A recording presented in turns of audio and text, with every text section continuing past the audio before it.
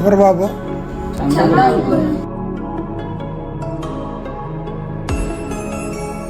కనిపించి ఏం కావాలని అంటే మళ్ళీ వెళ్తాం మేమంత చిన్ననాటికే.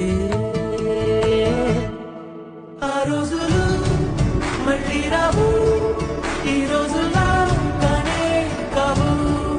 అంతేలేని ఆనందాలు వెంటే వస్తే అంటే చాలు. బాబు డబ్బులు మర్చిపోయి